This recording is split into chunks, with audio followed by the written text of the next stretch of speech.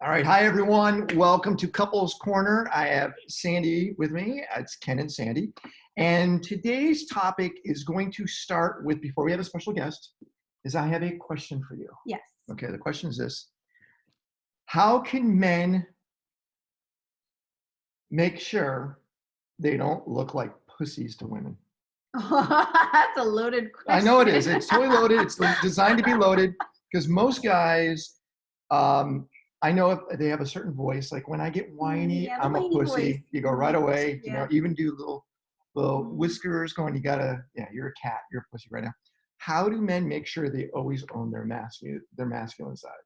Well, I mean, it's different for every woman, but I think for a man to own his masculinity, he has to come forward with his strength. Okay. So it's about being present, Mhm. it's being strong, Mhm. and it's taking charge, but not in a bossy way.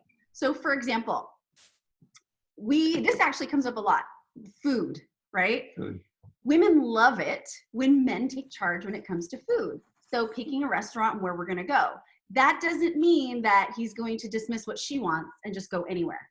No, we're talking about actually eating out, not when we go shopping. Actually eating out, not grocery shopping. Or preparing dinner. Even with preparing dinner. So taking charge would be if he knows that there's something done a certain way, he steps up and actively does it. Mm-hmm. So there are a lot of ways, but let me go back to just the food thing. A great example. When a man makes a decision for a restaurant, but he's done the work to know that it goes well for the women, that is a good leadership position, and women love that. An example is this. Sandy used to be more or less a full-time vegan vegetarian. Yes. Kind of now she is willing to be a little more tempting. She eats fish. And she just told me as of yesterday or 2 days ago, she's willing to try barbecue pork ribs. They were so good when I was a kid. I would totally do it again. But so what happened was I would always tend to go to restaurants that I liked that really did not accommodate her. Bad leadership. Bad leadership. Now, when I became more sensitive to her dietary needs or desires, I made sure I incorporated something that was more around her needs, and then I would be more accommodating to it. Yes. Where I would protect her dietary needs in lieu of mine. Exactly. Okay. So, for example, he would say, I know you're vegetarian, and I really love this steakhouse, but I heard they have an incredible vegetarian dish. It's mind-blowing. It gets 5-star reviews. I know you're going to love it. Why don't we try that? Right. Now, me being a vegetarian, I would never pick a steakhouse. Never. But hearing that now makes me go, oh, I really want to try that steakhouse. Okay. And he's leading. And to me, that's beautiful leadership. Now, you're a very empowered woman. You have a lot of strength as you own yourself. But chivalry is super important. So important. Okay. Again, the topic real quick, we have 2 topics today, and it is making sure you guys don't look like pussies to women. Okay. Very, very simple. Because when you do things that you just do as dudes, it totally makes the woman feel like they're invisible. And hence, you're a pussy. So let's talk about that. Chivalry. Yes. How important is it? So important. Give an example. Well, for example, opening the door is super powerful. Women love that. Now, there are those women that hate it. But they generally do you really want those women? Let's be real. We want the women and men to flow together beautifully. And the women who love it really appreciate it and really love it, and they show their appreciation towards you. So chivalry could include opening the door, pulling out chairs, helping her with her coat, putting her on the inside of the street when you're walking down the street instead of the curbside, which a lot of people don't understand why that is. Well, it's an old concept. It's an old concept, but it boils down to safety. So if a car were to drive by and splash you, you get hit first. If a car is going to run off the road and hit you, you get hit first. So you're protecting the women. It actually goes back to medieval times where people used to throw trash out their windows onto the sidewalk to hit the gutter area. And the man then would protect the woman from getting splashed from garbage on them. I mean, it goes back about 600 years. Guys take a lot of crap for women. Yeah, literally, yeah, right? Literally. So it's all about chivalry, and it's just beautiful, and it makes a woman feel safe and protected. And that's actually what we talked about the last call, was safety, security. Security is one of the top priorities for many women. So it's a top. If a woman doesn't feel secure, forget it. They become more masculine and they start to own the relationship and they squash the man. You don't want that. Okay, guys? So today is this whole concept around finding the right connection. I know I apologize if any of the gay guys that are out there, they're going, wait a second, this isn't fair. We'll make sure it's fair, okay? And I'm just going to tell you, in every relationship, you have the masculine and then you have the feminine. Mhm. It happens. Guys, I know there's a couple of guys in the group say, nope, we're both the masculine ones. Not true. No, it's not true. One of you is the feminine, believe me. And We've seen it. they're going to want to be treated in this similar fashion, okay? Yep. For example, let's go back to opening the door specifically for the car. This is mind-blowing to me.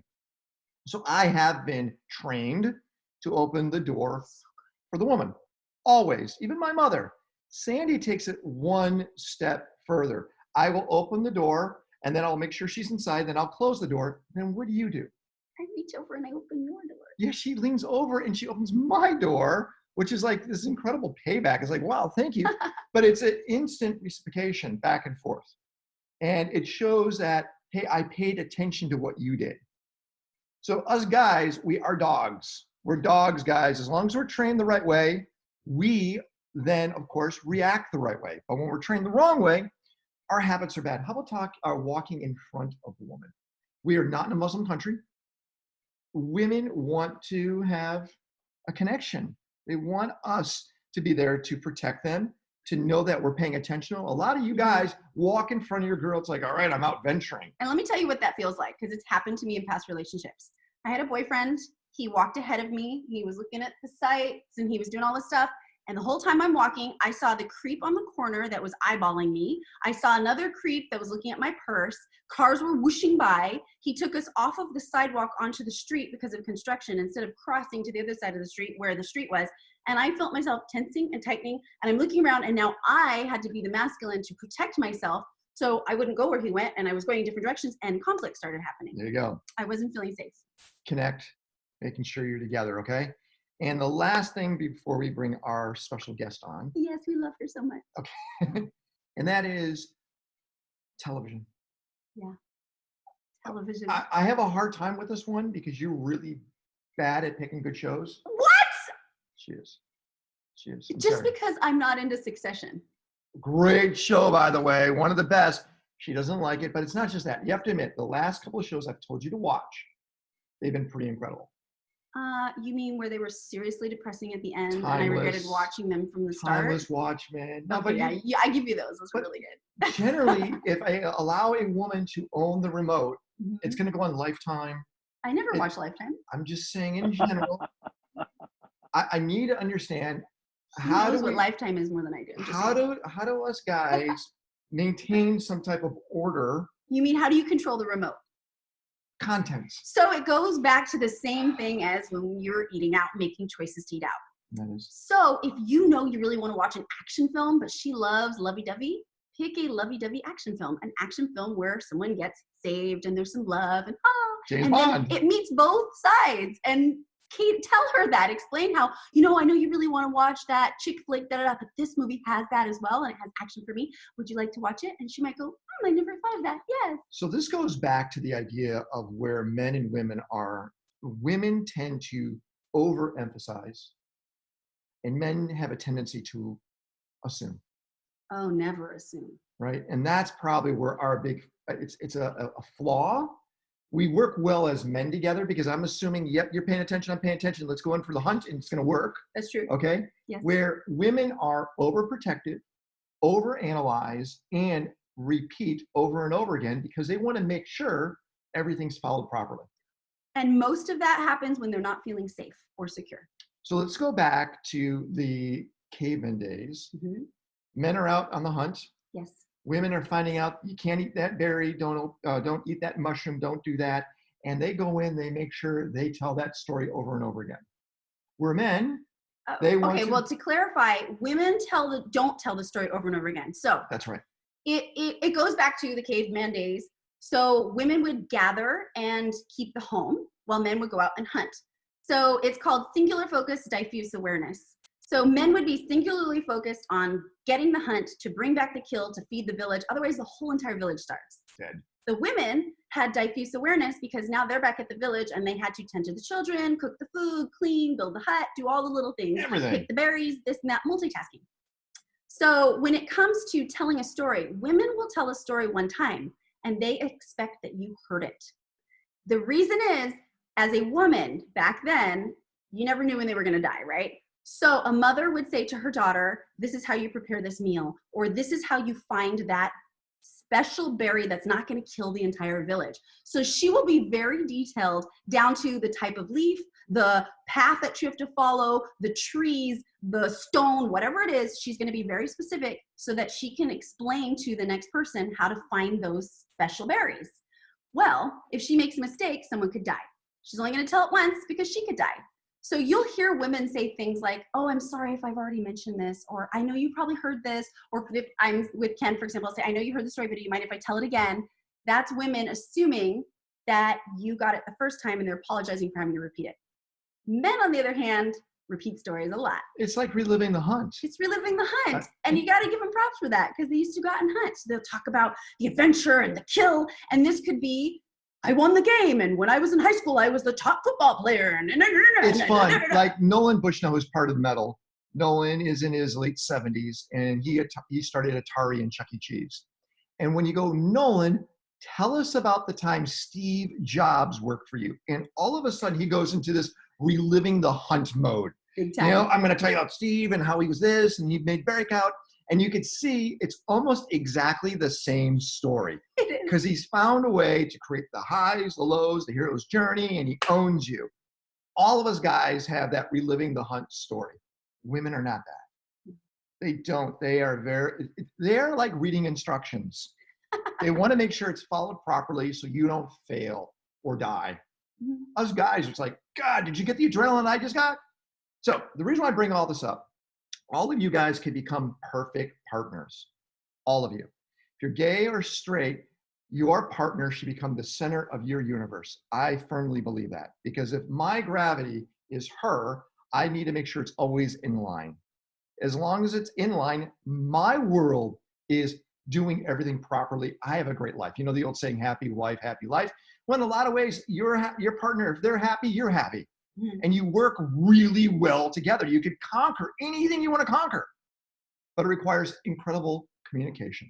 But if you are as quality men as I believe you are, let's talk about the idea of matchmaking and finding your partner.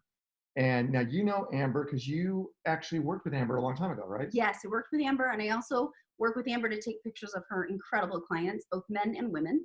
And so we can see the best versions of them so we can work with them. So Amber's joining us. She's in a beautiful area, somewhere where it's probably raining out also. Santa Barbara? Santa Barbara, right? Yeah, Montecito. Montecito. So hey, Amber, what I want today to be, because we're recording this and we're going to post this so hundreds and hundreds of guys can watch this. Let's talk about your techniques for matchmaking. How do you, because you look at people going, they're going to work. Let's give it a shot. Tell us the formula.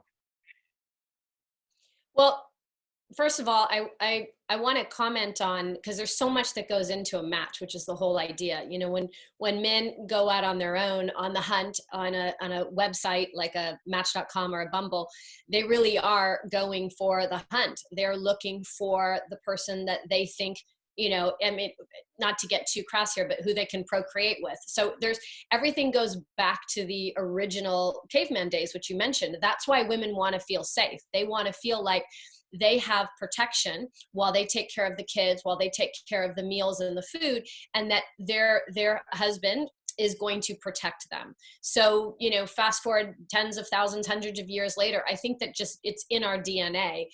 The women want to have the door open. We want to know that this man is going to protect us, but we also want to be heard and seen, because when we speak, it's usually for a really good reason. And, you know, when it comes to relationships, I think we get what we put in. And so with matchmaking, rather than starting on the hunt, and is swiping right and left and looking. And then he sees something that someone that he's interested in, and he's attracted to this person because of the chemistry. The problem is that nothing else is in play. And this goes also back to arranged marriages where matchmaking first began.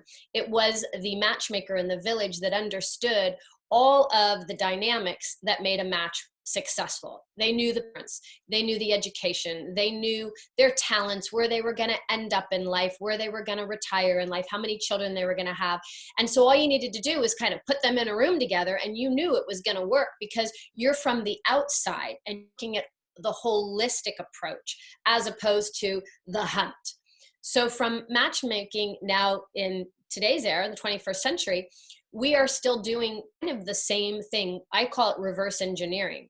I'm looking to see, what are your morals? What are your values? How do you see the dynamic in a relationship? If you're going to retire, are you going to sail around the world, or are you going to be at a vineyard? Because it's going to definitely be two different, second lives. And a lot of us, especially that are real successful in business, we're kind of looking at our second life, right? Which is supposed to be the most exciting. So you don't want to end up with somebody that you don't have the morals and the values and the compatibility. So to answer your question, we look for similarities in your background, in your education. We look to see if you have children, where you live, your lifestyle, if you travel a lot, where do you travel to, and really what gets you out of bed every day. Because the chemistry is actually pretty easy to find. And the lasting relationship is the most difficult to hold on to. So matchmaking works because we're doing the work, the heavy lifting, so to speak.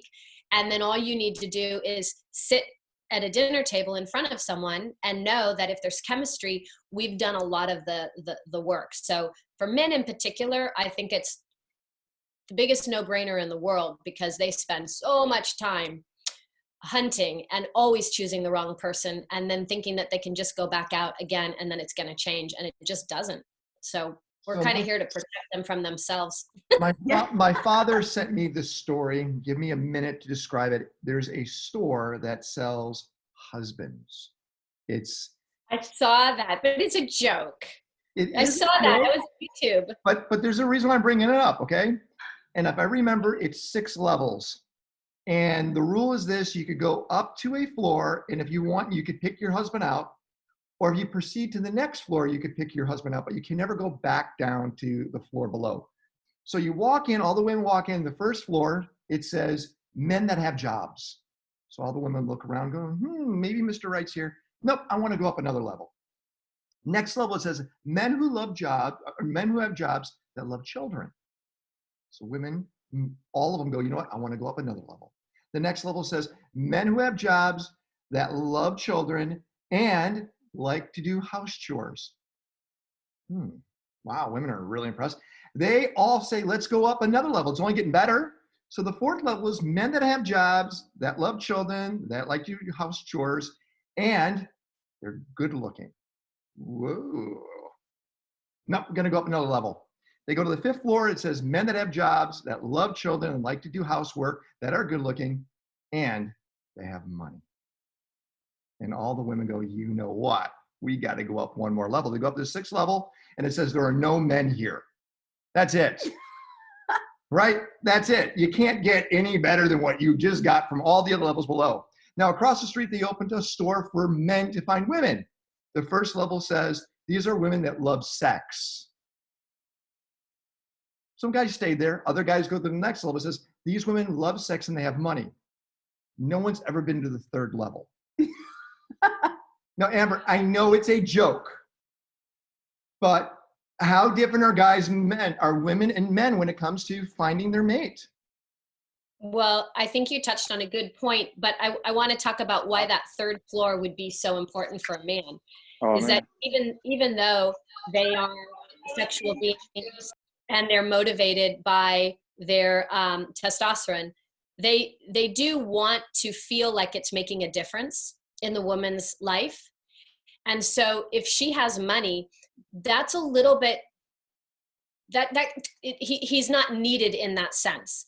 And if she's always with sex, while that satisfies a man tremendously, after a while, there's a huge deficit. And I think that that's really what the main problem is about Tinder and some of these hookup sites, because men do want to matter. They want to make a difference in the woman's world. And if it's not financially taking care of them and supporting them, then they need to know that they matter in other ways. And so I think that is, I think it's a mistake to market that men only want sex and not have to worry about paying for the woman. And that would last for a few months. And then I think we'd have maybe the most miserable men of all time, because they're not truly connecting and they're not making a significant difference. And if you don't feel like you're making a difference as a man, you lose all of your identity and all of your power and all of your chi, and then you're kind of worthless. And then you know what's interesting, Amber, what you're saying is it relates back to what Ken was saying earlier about men being pussies. I feel that it eventually makes men pussies. Well, okay, let's step back for a second. I know a lot of second marriages where the man and woman are both successful. Generally, it's a second relationship. I wish it would be the first, but generally you find the second. They both have they're in their 30s or 40s, they found their success. Money may not be the driver anymore. It'd be an emotional connection and a future connection.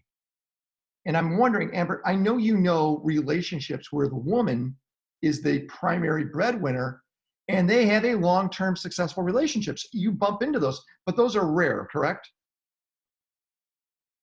I don't think they're rare anymore. Our matchmaking firm, as you know, was started 33 years ago by my mother, Jill Kelleher. And so as a teenager, I remember taking the calls, and I know the differences, because it's like I'm a machine and the data has been coming in for 3 decades. I remember people saying, I go to the gym, and I'm like, oh my God, he goes to the gym. And then it was like, I go to the gym twice a week. Whoa, that's a lot, 3 times a week. And and now people are like, if I don't work out every single day for 2 hours, I can't get through my day. So I'm seeing all of these incredible changes that are happening.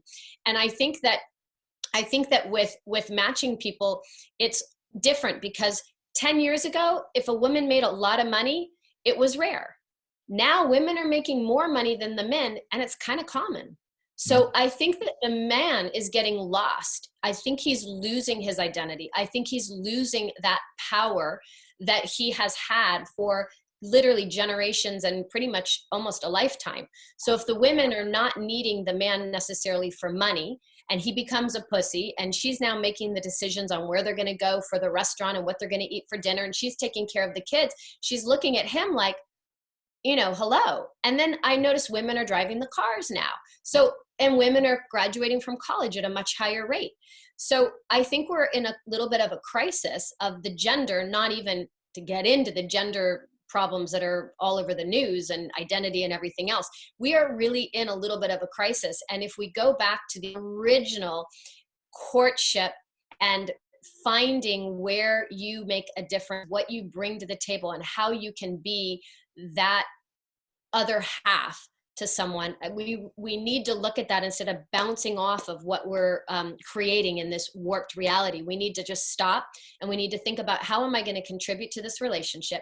What am I going to put into it? What do I expect out of it? And communication that you mentioned, Ken, because the communication is key right now, because I think a lot of people are really lost. For me as a matchmaker, I can talk to them and I can put them there and I can kind of arrange all of that. But when people are out on their own kind of randomly dating, I think it's really confusing right now.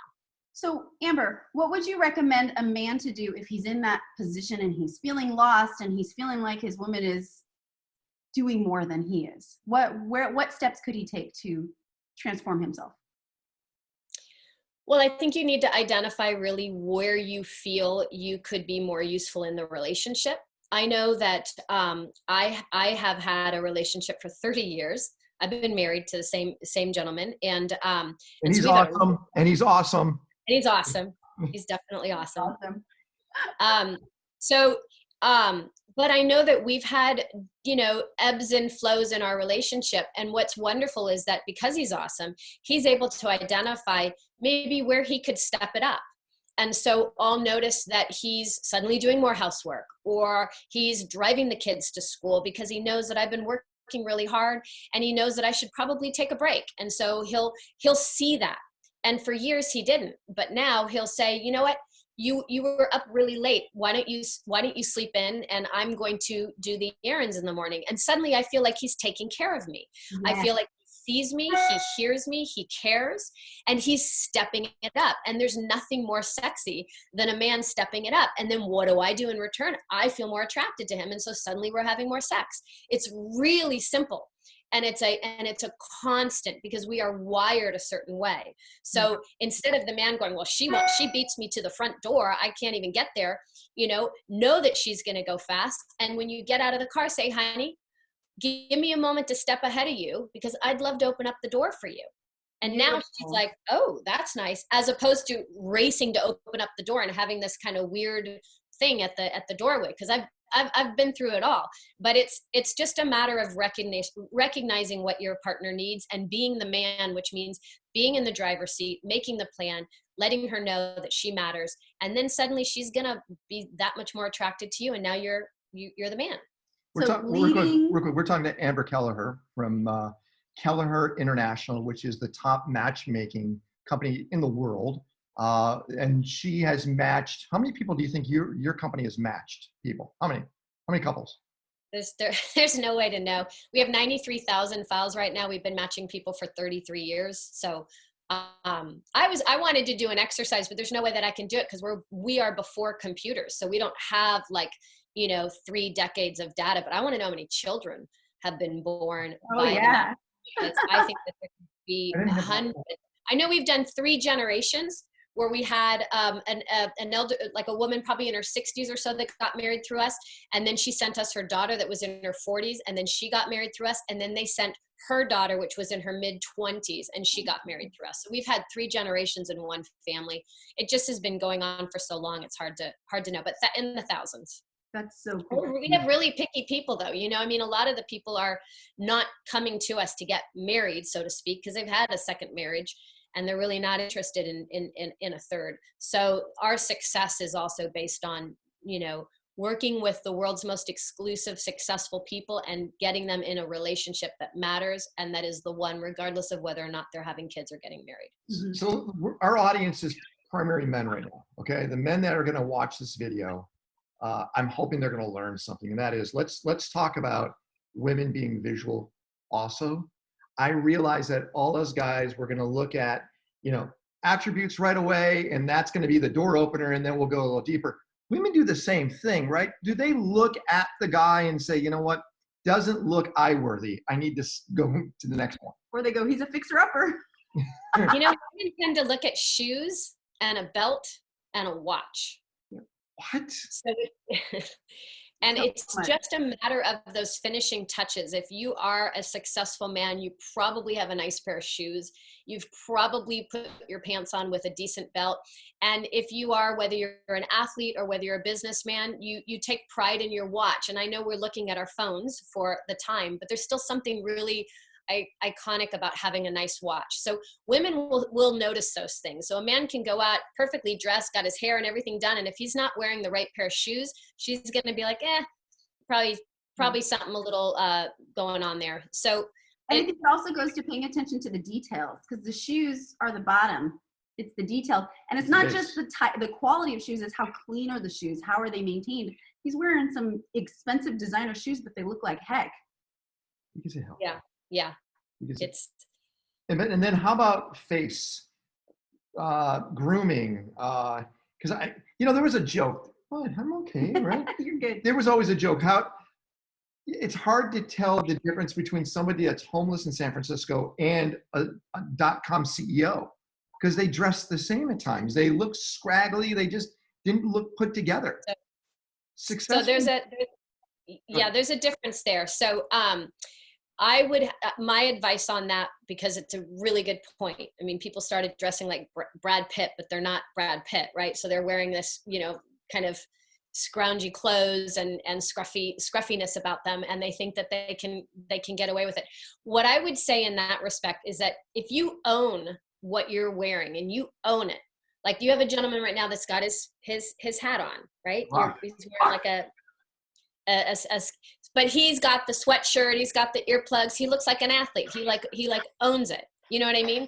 So I think that if you have to be, it has to be finished. So you don't want to have, a pair of pants that aren't so great and this really nice top. And you don't want to have a hat and then wearing a business blazer. So you need to have, it needs to make sense what you're wearing. And then you need to own what you have on. And then you can walk into a restaurant in jeans and a t-shirt and a pair of flip-flops. But if that's who you are and you own that and you're comfortable, then it's like, whoa, that guy's probably worth millions of dollars. Or if somebody else just kind of walks in off the street and he's not like portraying that kind of power inside of him, then you're going to be like, yeah, that's maybe a homeless buddy or somebody that works at 7-Eleven. It's same outfit. It's really just about the presence and who you are and how you wear it. It's all about the presence and owning it. That's it. That's the key. And women smell that confidence presence. Yes. They smell it.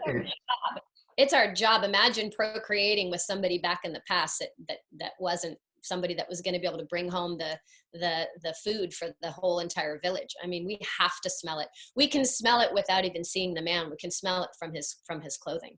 So Amber, I want to talk about if you're in a relationship, maybe it's new, maybe you've been in it for a while, and you realize it's not the right fit.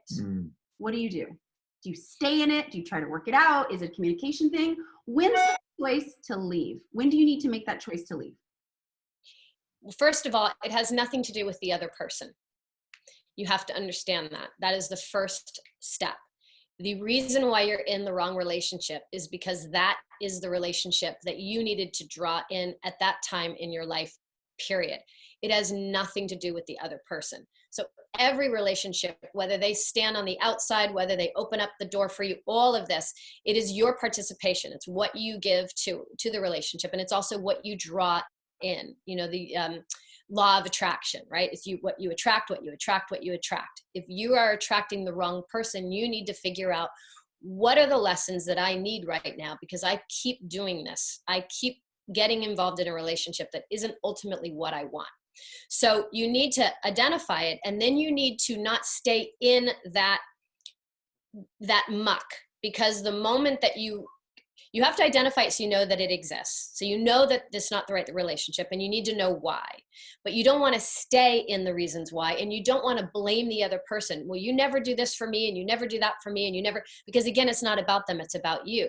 So what you can try to do are two things, Sandy. You can try to identify the things that you like about that person and see how the energy can change in that relationship.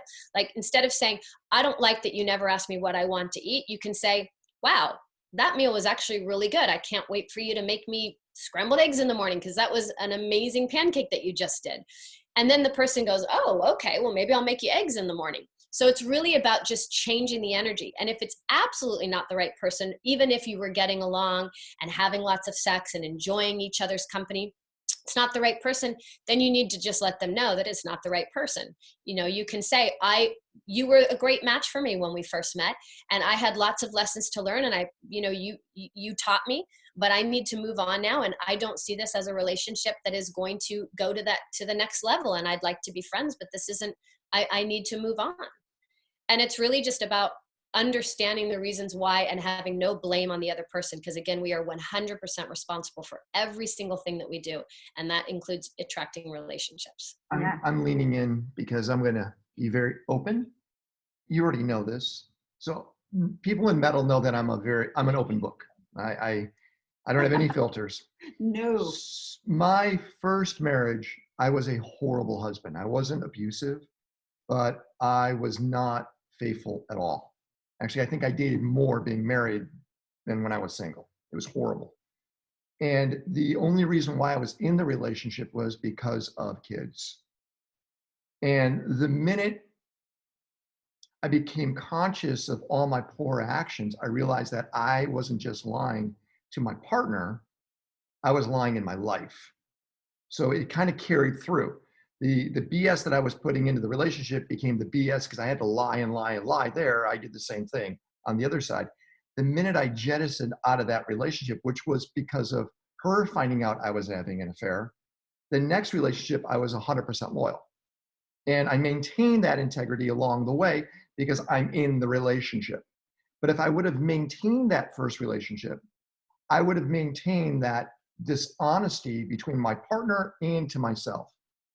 So the issue is, besides sex, if sex disappears, what are other major indicators that people can say, yep, I am in the wrong relationship? I need to get out. And really, what is the way to rip the Band-Aid off? Because regardless, it's going to be painful. But what are ways to break up properly? So let's first talk about what are some indicators to know that you're in a horrible, horrible situation.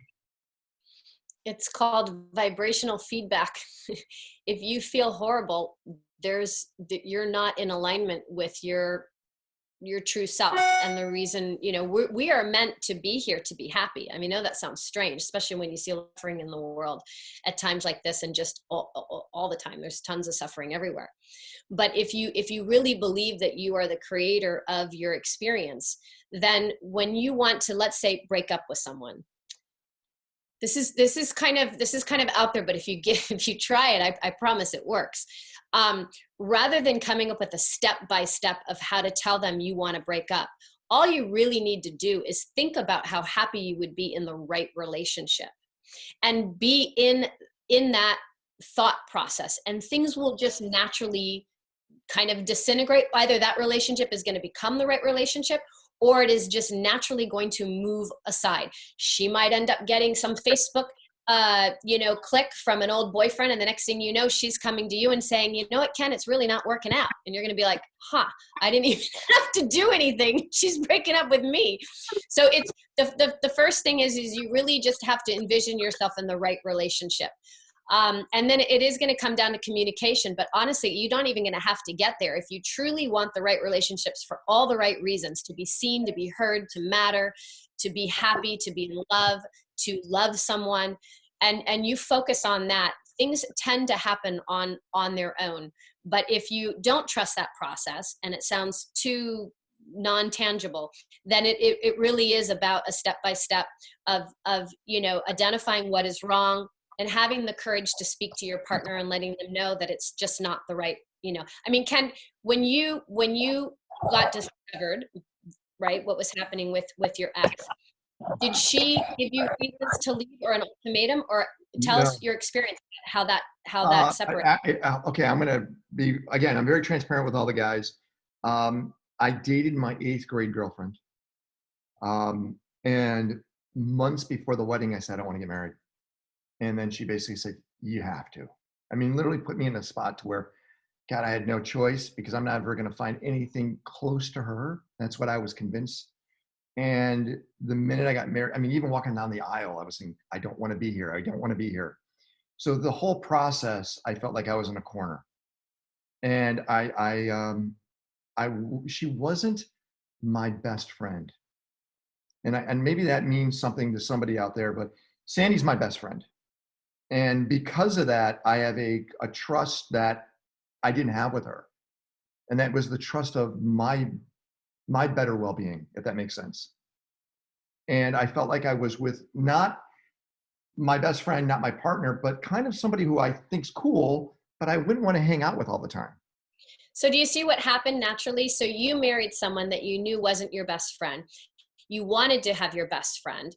And because it wasn't there for you, you manifested the breakup. You went ahead and attracted women to you and you to them, and you went and had all these affairs until finally she found out, broke up, and now you're with your best friend.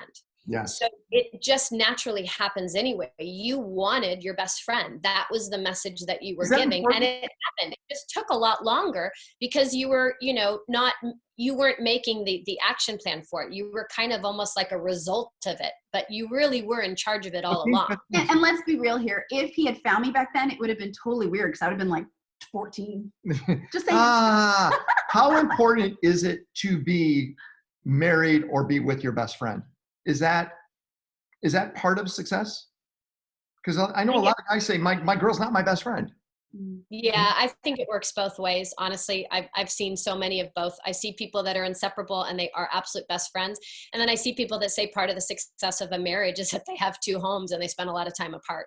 So I think that's just that might have to do with how you were raised, or maybe how the last relationship was. I can interview 2 women. It's kind of a fun story. Interview 2 women back to back, like at Casa del Mar in Los Angeles when I had the LA office and I was still we still have the LA office, but when I was living down there, and I could interview 2 women back to back. And the first woman would sit down with me and I'd say, well, tell me what it is that you're looking for and what matters to you. And she says, I absolutely need somebody that takes care of me financially. That is a must. I've, spent 20 years with my husband and I was the breadwinner and I paid for everything and it is exhausting. And, I ended up having no respect for him at the end. And she just has all these reasons why for her, she made a couple $100 million. She wanted to meet somebody that didn't have to have as much money as her, but he absolutely had to be in the game. So it made sense, right? That's where she was coming from. So I sit down and then I write my notes. She leaves, I say goodbye. And, a few minutes later, the next person comes in and sits down with me and I go through the same process. And she said, for me, what he makes as a living has absolutely nothing to do with what I want in a relationship. She said, I ran the .com age with my husband and we bought private jets and we did that whole thing. And he was a real asshole. And I don't want a guy with money. I want somebody that surfs. I want a painter. I want somebody that's a great chef. I want somebody to love me and adore me. And I prefer that he has no job because that's what distracted me from that's what ruined my last relationship. So I think we are a product of where we're coming from. And I think we put a lot on our next match based on where we were. And I think that is important, but it's also maybe a little bit of a mistake because we're then just kind of reacting off of something. And we need to really just settle in and say, how could I be my most authentic self? And where could I be the happiest? And how can I draw that person into my life? And that's really where we should focus as opposed to the past or the future. Just where do you want to be right now? And how do you see yourself sharing in a loving relationship? And if that's your best friend, then that's the vision that you have. If it's someone that is there for you, but is not always there with you, then that's what is best for you. Hey, if you got a question out there, let us know, put it right inside the chat, and then we'll put you on video if you have a question for Amber. So make sure you get it in there. We only have a few more minutes with her. So you have the top matchmaking expert in the world right now. Ask your question. Go ahead, you had something. Now I forgot. Forgot. Yeah, I was listening to Amber and then you asked your thing and now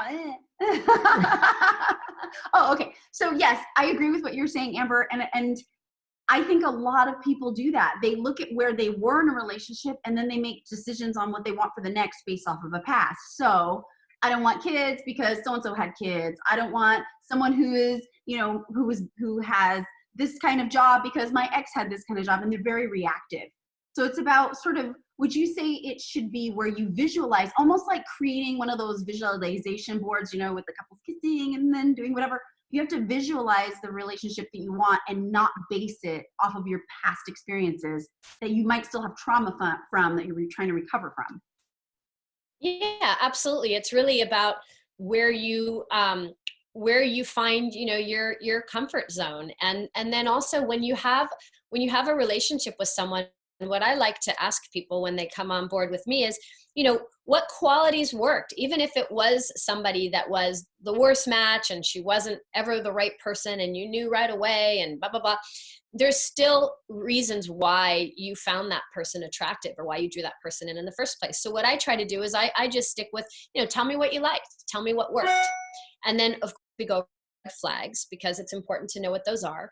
And, it's really just, it is literally the most important decision you make in your entire life.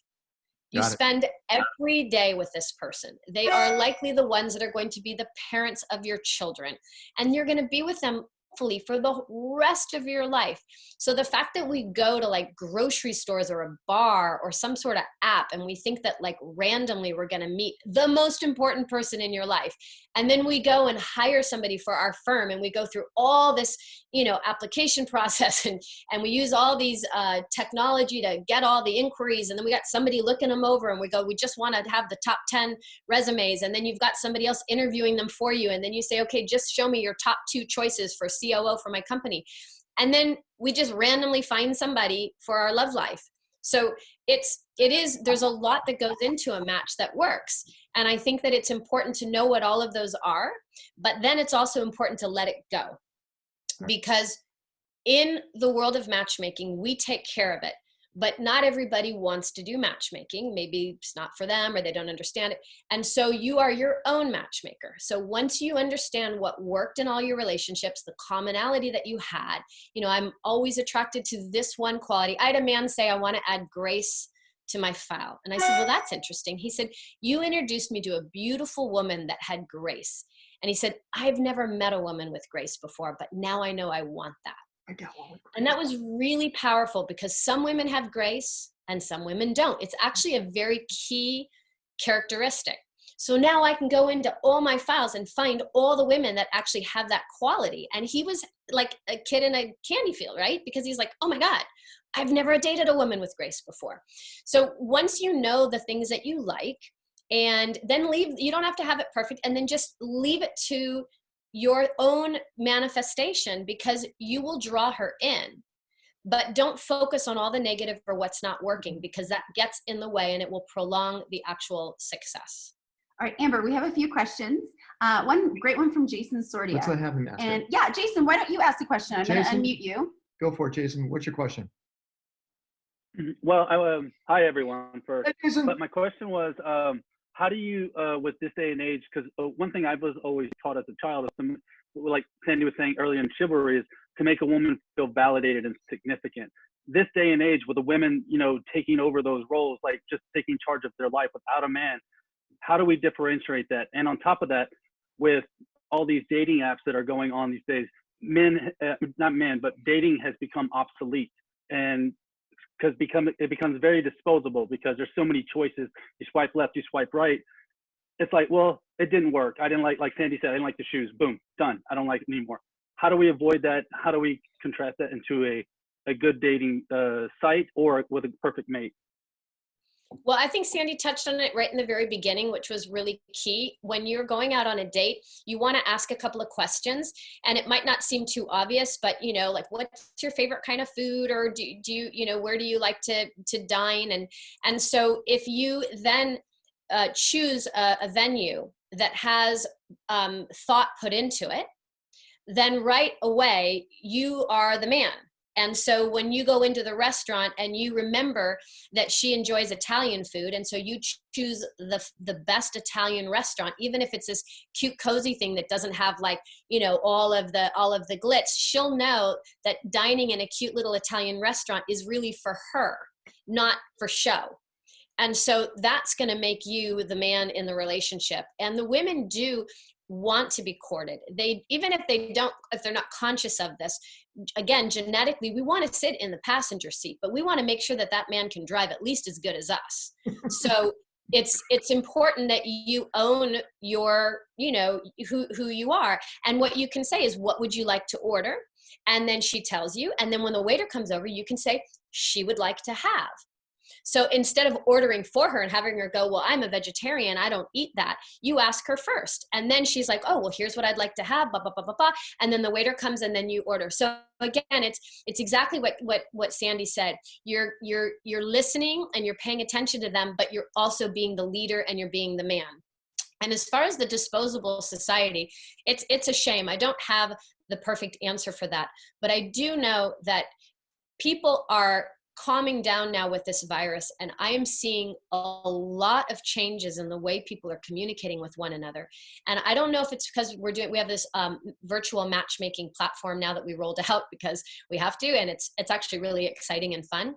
But the feedback has been interesting, because before it was like, well, I thought he was a great guy, but I can't really tell. And they're looking at the car and they're looking at how he treats the waiter and whether or not he opened up the door and all these things. And there's traffic and the noise in the restaurant.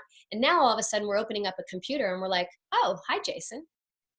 And we're having a conversation. And we also have something in common because we're both going through this bizarre thing that's happening in the world. So we're being told that the men are kinder, that the men are more attentive, that the men are in the moment, that the men are seeing them, and they're having good, solid conversations. So my cue on that is that the men weren't doing that before, and the women respond. So whether you're in a restaurant or you're on a virtual date, they want to matter also. So we just, there's this saying, we like people by how they make us feel. And if you can understand that simple concept, that will help in any relationship. We like someone based on how they make us feel. So if you make her feel special, she's going to like you. Yeah, that's beautiful, Amber. And I agree. I think when you're in a restaurant or you're out, you are so distracted by all of the things and one person's paying attention to one thing and so forth. But on this online system, it's just you and that person. There's a stronger sense of presence there and no I distractions. love it. I think that's It's like beautiful. FaceTiming. We have a question from Gary. Gary, we're going, and thank you, Jason. Beautiful question. Gary, I'm going to unmute you. Go for it, Gary. Hey everyone. Hey Amber. Thanks. My question is, I'm in a new relationship, about 2.5 months, maybe a month, a little more than a month, being exclusive. A girl that I really like.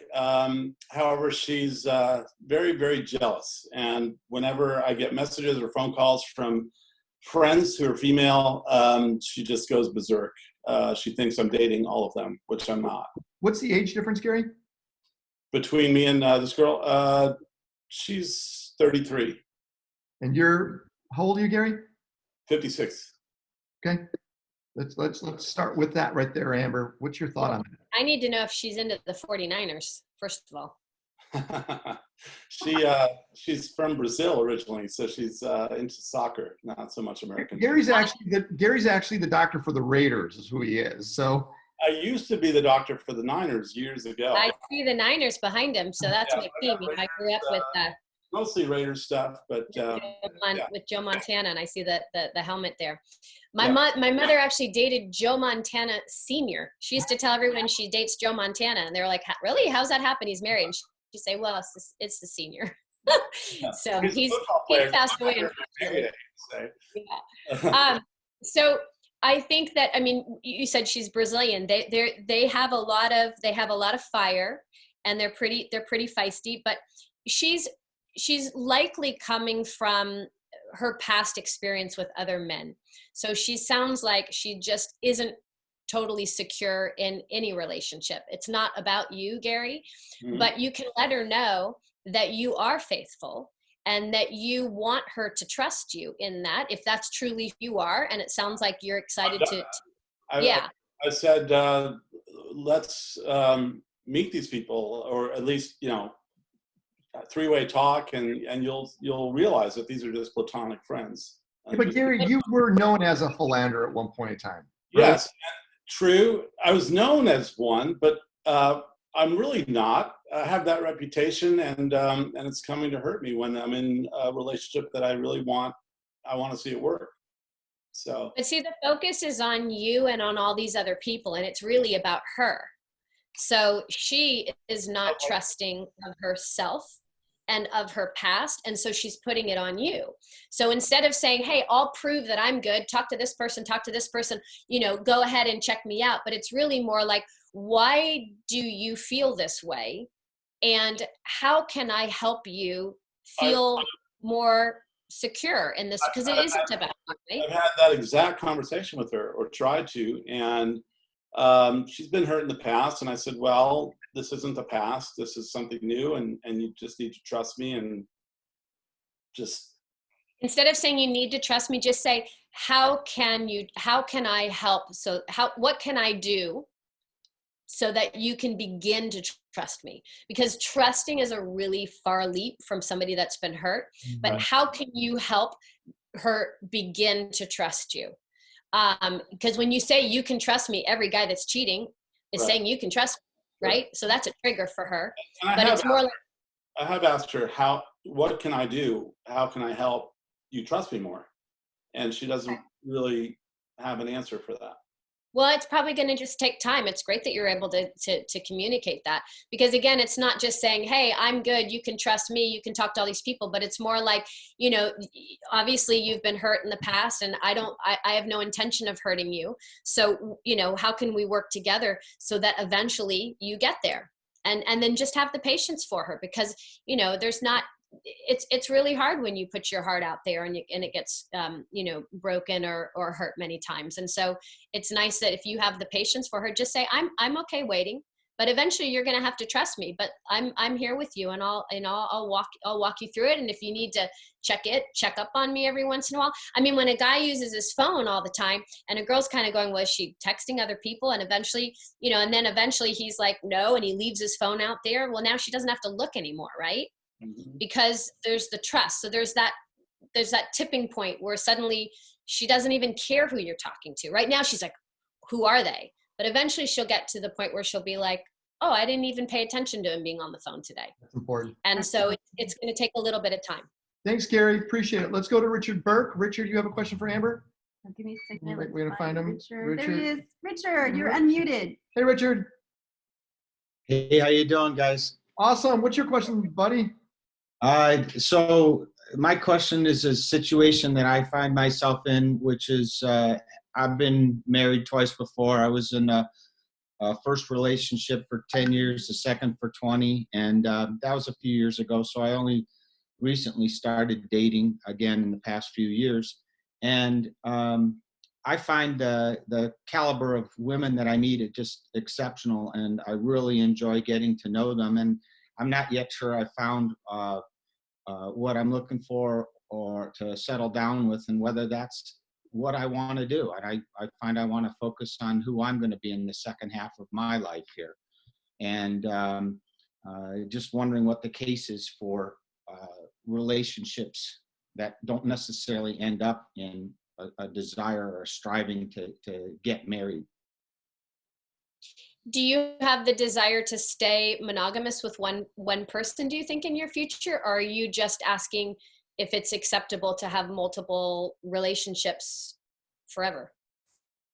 No, I understand the question. I was always monogamous in my marriages and those relationships. I'm fully prepared to be again, if that makes sense. But I don't necessarily, I'm not sure that's what I'm looking for right now from the standpoint of trying to make anyone that I meet work at that level. I sometimes it's just quite enjoyable to get to know somebody, and then it kind of ends up elevating the quality of the people that I meet, which is what I find. Yeah, you'd be like what we call a perfect client, that you're not like, this has to be the one, but more like, oh, I'm really learning from this. And, you know, we've done a business together and we started a foundation together. And this one is, you know, we play tennis together. So you're having the enjoyment of companionship. And I think that that's fantastic. And what'll happen most likely is that you'll pull all these wonderful qualities from all of these different personalities and women that you're meeting, and it'll eventually all end up in one person. And when you find that person, you're just gonna know, and you're gonna say, I just really want to be with this one. You actually, so I don't think you Richard, time limit on it. Richard, you say that you really want to be inspired by a woman. That's what you told me. That's the most important thing. Yep. To me, it's the hardest thing to get too. Yeah. Has that been difficult, finding a woman that inspires you? Sustains the inspiration. Yeah. Well, that's pretty much what I specialize in. So where are you finding the women that you are enjoying meeting? I mean, you said are you being introduced by friends? Are you just kind of doing your own way of meeting people kind of organically? The way you would think, online, organically, and through introductions. Yes. Okay. Well, I'm inspired every day by the people that I come across. I have a philanthropic partnership with Sir Richard Branson. And what we do is we take groups of people to Necker Island, and we do it just for inspiration. And we've been having a weekly Zoom meeting ever since, because we just got back on March 11th, which was right when everything was, all the planes were stopping. So we got back in the country right in time. But the main thing that we talk about is how inspiring these people are. And yeah, there's incredible women in particular that are out there that are so amazing, and they're so inspiring. And it's always a shame when a man goes out with them and they see just that one dimension and they don't even get into the inspiration. So I love that that's what you're looking for, because when somebody is inspiring and someone has that energy that just you can bounce off of, then they're just even that much more attractive. So I think you're on. Richard, I can speak for Amber. I work with a lot of her clients. She has the most inspiring people imaginable. So Richard, we're going to connect you with Amber. Amber, we're going to move on to James's question. No, Edwin. Edwin's next. Does Edwin have a question? I'm sorry if I skipped you, Edwin. Yep, Edwin's next, and then James. Edwin first. So hold on, let me find you here. Is he still here? I don't see him. I think he's not here. Okay. All right, so I'm going to go to James Golding. James, let me unmute you. Hold on. There you are. All right, James, what's your question, buddy? Good afternoon, everybody. Thank you so much. Really enjoying this salon. And I think it gives us an opportunity to really look at some of the dynamics and issues of relationships. Sandy and Ken, I know there's a kind of a light-hearted approach to this, but I think also, Amber, you've touched on some quite deep movements and dynamics that go on in relationships. So I just want to start with a comment and observation and then ask a question. So it seems that you've identified that in order to have and find a happy, healthy relationship, one needs to do quite a lot of, have quite a lot of consciousness, awareness, and intention beyond just the caveman evolvement. We are evolving into a sort of modern, new, and better age and civilization.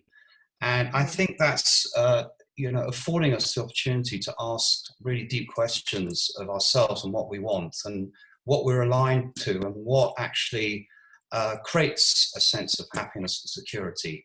So I'd like to kind of ask that beyond, procreation and the idea of providing and the idea of, creating some sort of security, on our basic instincts, what do you feel is the purpose of relationships? Great Oh, question. man, did you go deep. Yes, James. I think the purpose of us being human and having relationships is for expansion. And so I think the purpose is for us to expand in our consciousness, to expand in our experiences, to expand in our love, and to expand in our purpose. And I think that we draw in the people that we need to teach us the lessons, and that if we can find the ultimate partner, that we can create and create more together. I think that Sandy and Ken are a fabulous example of many of the things that we've talked about. I think they have the communication. I think they figured out how to open up the door and how to reciprocate by then opening up the door. I think they are the best friends, not that that has to be for everybody. And what are they doing together? They're creating. That's why we're all here. This is their creation, and it's fantastic. So I believe that the purpose of any relationship that we have, even if it's in business, is for expansion. How can we continue to expand in every aspect and in every element? That's the true purpose of our existence here, in my opinion. I know we're running over, but we have one last question. I want to make sure Stephen is able to ask questions. Stephen, you get the last question. Great, thank you. Actually, James asked a little bit of my question. It was a question for both of you, Ken and Amber. Is where is that building where the first floor is? What I'm looking for, and my marriage didn't work because I failed at this completely. I wanted to find somebody to build something with. I wanted to do great things in the world, and I wanted to have an impact in the world, and I wanted to build a relationship with somebody that wanted the same thing. And that was the main criteria. That's what I wanted far more than anything else. What do you have to say about something real quick, Stephen? And maybe this is against the way other people think. My last relationship lasted 15 years. And I will not say it was a failure. It may have not ended the right way, but it was a successful relationship for those 15 years. And most businesses do not last 15 years. So that relationship was successful. I didn't like the way it ended. Now, my relationship with Sandy, it's still in its infancy. I know what I learned from the other relationship, which I apply in this relationship to make it successful. And I hope it goes way beyond 15 or 20 or 30 years. But when we say we failed in a relationship, maybe the ending was a failure. But there was some success in that relationship too, because I think a lot of us come down on ourselves going, man, I messed up another relationship. Maybe the end you did, or steps in between. But you did produce, I think, 4 kids out of your relationship, right? Beautiful kid. Right? There's success in that relationship. Don't cloud it with the end or the problems that went along with it. I just want to really stress that real quick, okay? I apologize. I didn't mean to interrupt. Keep on going, Stephen. No, I appreciate that. No, thank you, Ken. That means a lot, and I appreciate what you're saying. But Amber, if you could still speak on the idea of where is that in today's world, where you just want to accomplish things in the world, you want to do good things, and you're just looking for somebody that you can plan your life around having that kind of support and living that kind of life.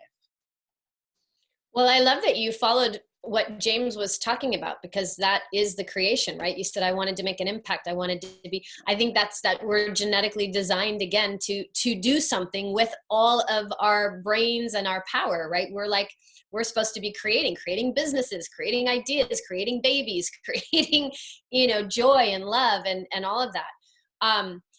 I've been conditioned as a matchmaker and being my mother's daughter. So for me, we've turned it into a business where we go and identify that person for you. And we look to see, who's going to inspire you, who can you create with.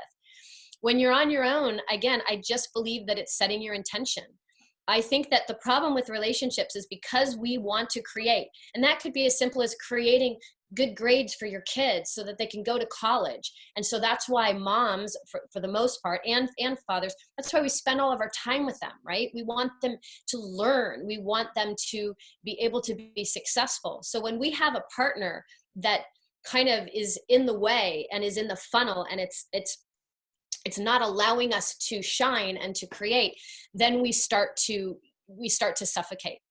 And that's where the relationships go wrong. So I don't know how to answer your question, Stephen, into like, how do you go about and find that person? I think you're probably already on that path because you know that that's what you want. And so when you meet a woman, you'll probably be able to identify, hopefully, some of the qualities that are gonna work for you on that. I mean, I'd say obviously, work with a matchmaker, work with me in particular, but I think you can do it on your own as well, as long as you keep that focus and you know that you want to be able to create something together. Because how amazing is it? This is why Richard Branson and I work together. We like to put people together that are inspiring. He's like a Cupid, he's been married for 40 years, but he loves putting people together. And so we'll put a couple together, and all we know is that because they're both inspiring, because they're both philanthropic, and because they both are making an impact in the world, when they have their children, that child is going to be born into this natural kind of direction of making the world a better place. And so we are creating for ourselves, but we're also leaving the next generation. And so ultimately for all of you men, I would say to leave it at, pay attention, whether she's your first date or your third wife, pay attention to what her needs are and make sure that you show her that she matters. And then she will in turn probably do the same for you. If not, you have to have the communication there. Know what makes you happy, know what you want to create together, and start with baby steps. Start saying, these are the 5 things that I want to find in my life within the next 30 days, and figure out a way to go out and get it. I mean, we're all stuck in home right now, but I've got people matching all over the world. I mean, this has actually opened up our borders a heck of a lot more than we were dealing with before. It's incredible what's going on right now. Talk about creation. Everybody's changing their businesses because we have to, so we're designing everything. I don't know if that helps, Stephen. I mean, I think you can go and I think you can find the person for you because you already know what you want. And that's Amber, a huge first step. Amber, I want to touch on what you had just mentioned about how what you're looking for in a person. I think it also goes for men to be vocal with their women of what they want in return. Because Amber's giving suggestions of what you could do, but if you're not receiving that, a lot of guys say nothing, and then they get upset and frustrated and they walk away from the relationships, or they cheat, or they do other things. You also have to take the initiative to be vocal and say, I would like appreciation for what I do, because sometimes women get lost in the chaos of their lives and they forget to say, I appreciate you for this, or I really love, or you're making me feel safe. They forget to say the things that are important to them. But if you're not reminding them, you're not making the situation any better. So it goes both ways. So communication ultimately is the key. Amber, we really want to thank you for sharing your time with us and opening our minds to a lot of this. If people want to find you, I believe it's KelleherInternational.com, right? Yep. Kelleher. If you do it on the website, you have to put a hyphen between the Kelleher and the International, but it's Kelleher, Kelleher. airlines, but nobody's flying anymore. So I'm not sure. Everyone always says, oh yeah, I've seen you in the airlines for 20 years. But so now we're being creative. We're trying to figure out, how to, where the next level is when the planes aren't going around. And but also, you on social. What's your social handle? I'm sorry, what? What's your social handle?